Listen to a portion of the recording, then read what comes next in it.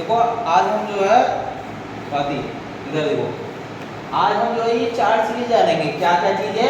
शून्य का गुणन त्रिगुण, गुणन मतलब गुणा करने का नियम, ठीक है, गुणा का क्रम विनिमय का नियम, गुणन का तत्समक अवयव और गुणन का संवरक त्रिगुण, इसके बारे में हम जानेंगे। सबसे पहले हम जानते हैं इसके बारे में।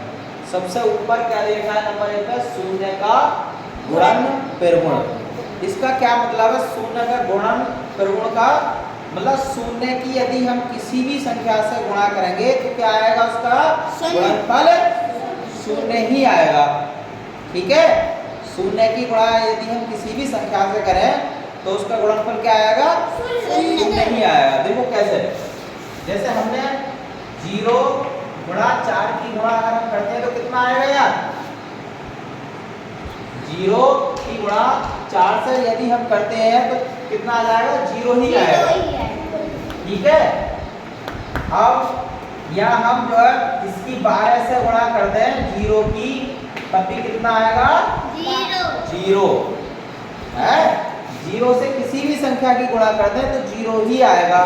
यदि हम 0 की आपस में गुणा करें तब भी 0 ही आएगा।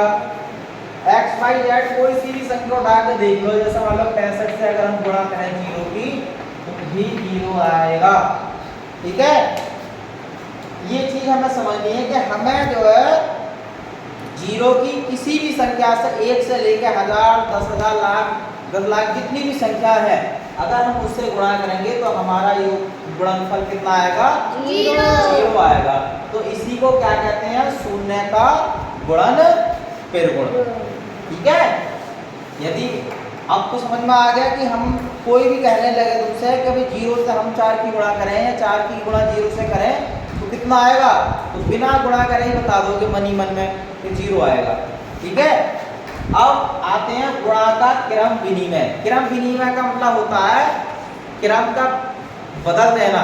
जैसे मान लो एक बच्चे को पहले आगे खड़ा कर दिया और फिर उसी को पीछे खड़ा कर दिया लाइन में, जैसे लाइन बनाते हैं हम, है तो बच्चा तो वही रहेगा। तो देखो कैसे, जैसे मान लो 2 गुणा 3 बराबर कितने आ गए? 2 दिया 6, ठीक है। अब 2 आगे है इसमें और 3 पीछे। यदि हम इसको 3 को आगे कर दें गुणा 2 तब भी कितना आएगा हमारा? 3 दूनी 6 आ रहा है। अब जैसे मान लो 4 गुणा 5 करते हैं हम तो 4 पंजे 20, ठीक है। अब 5 गुणा 4 करेंगे तब भी कितना आएगा हमारा? 20 आ रहा है। तो इसका मतलब ये है कि यदि हम संख्याओं का क्रम बदल दें तब हमारे गुणनफल पर कोई भी अंतर नहीं पड़ता है। तो इसको क्या कहते हैं? गुणा का क्रम विनिमय का नियम कहेंगे हम इसको, ठीक है। अब इसके बाद आते हैं गुणन का तत्समक अवयव, ठीक है। अब इसमें क्या होगा? तत्समक अवयव जो होता है वो हमेशा क्या होता है? हमारा 1 होता है। क्या होता है? 1। जैसे 1 की गुणा हम किसी संख्या में करें तो वही संख्या आती है। 1 की गुणा 4 में कर रहे हैं तो कितने आएंगे? 4 ही आएंगे। 1 चौके 4। अगर 4 की गुणा मतलब 6 की गुणा हम 1 में कर लें तब भी हमारा 6 आएगा, या 1 गुणा 6 करें तब भी हमारा 6 आएगा। 50 गुणा 1 कर दें तब भी हमारा वही संख्या, मतलब 1 के साथ में जिसकी भी गुणा करते हैं तो वही संख्या आ जाती है जिससे हम गुणा कर रहे होते हैं। जैसे 14 की गुणा 1 से कर दें तो 14 ही आएगा। 5 की 7 की गुणा अगर 1 से कर दें तो हमारा कितना आएगा? 7। तो इसमें हमने देखा 1 से जिसकी भी गुणा हुई है, जिस संख्या की भी गुणा हुई है 1 से, वही संख्या लौट के आ गई है। आइए नहीं आइए? देखो 1 की गुणा में 4 से भी तो 4 ही आ गए, वही संख्या आ गई ना, जिससे हम गुणा कर रहे थे वही संख्या आ गई। अब यहाँ 6 से गुणा कर रहे हैं 1 की, तो वही संख्या आ गई 6। 1 की गुणा 6 से कर रहे हैं तो वही संख्या आ गई 6। 50 की गुणा 1 से कर रहे हैं तो वही संख्या लौट के आ गई 50। 14 की गुणा 1 से कर रहे हैं तो 14, 7 की गुणा 1 से कर रहे हैं तो 7। तो इस नियम के अनुसार ये है कि 1 से जिस संख्या की भी हम गुणा करेंगे तो वही संख्या हमारी लौट के आ जानी है।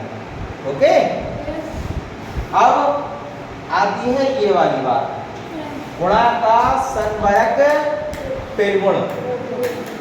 तो इसमें तुम्हें सबको पता ही है पूर्ण संख्याओं के बारे में, ठीक है। पूर्ण संख्या हमने पूर्ण संख्या हमने बताई दी, तुम्हारी कौन सी होती है, 0 से लेके अनंत तक हमारी कौन सी संख्या होती है, सब पूर्ण संख्या है, ठीक है। तो पूर्ण संख्या ये हो जाएगी हमारी। अब इसमें क्या है, इसका ये नियम कहता है कि यदि हम किसी पूर्ण संख्या की गुणा पूर्ण संख्या से करते हैं तो संख्या पूर्ण ही आती है। जैसे 2 की गुणा अगर 4 से करते हैं तो 8 आ गया। 8 कैसी हमारी पूर्ण संख्या है। अगर 0 की गुणा 2 से करें तब हमारा 0 आएगा, तो 0 का इसके अनुसार तो 2 कैसा है हमारा पूर्ण संख्या, 2 भी हमारा पूर्ण संख्या है, ठीक है। तो है ही ना, चलो तो ये हमारा 0 ही आएगा। तो ये 0 कैसी हमारी पूर्ण संख्या है। पूर्ण संख्या कब बनती है, प्राकृतिक संख्याओं में यदि हम 0 भी शामिल कर दें तो हमारी कैसी संख्या बन जाएंगी, वो पूर्ण संख्या है, ठीक है।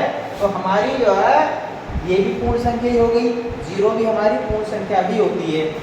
अगर 2 की गुणा 3 से करें तो 6 भी हमारा क्या है, ये भी पूर्ण संख्या है।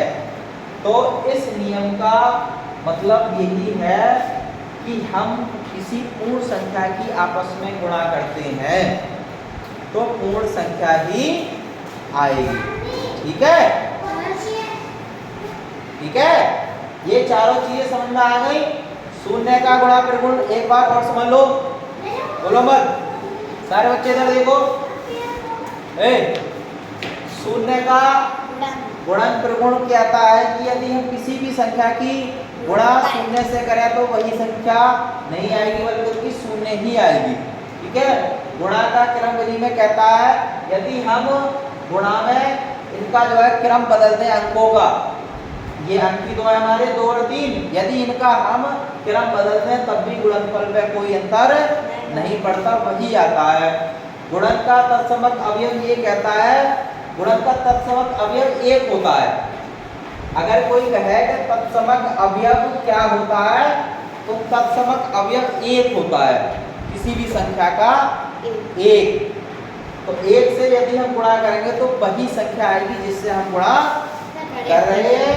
और गुणन का सन्वरक परिगुण ये बताता है कि यदि 2 पूर्ण संख्याओं की गुणा आपस में करते हैं तो वह पूर्ण संख्या ही आएगी, ठीक है। ये जो है तुम्हारा था, ये चारों नियम तुम्हारे बहुत अच्छे नियम है और बहुत काम आने वाले, ठीक है। इनको बहुत अच्छे से तुम्हें पढ़ना है और समझ में आगे होंगे सारे, ठीक है। धन्यवाद।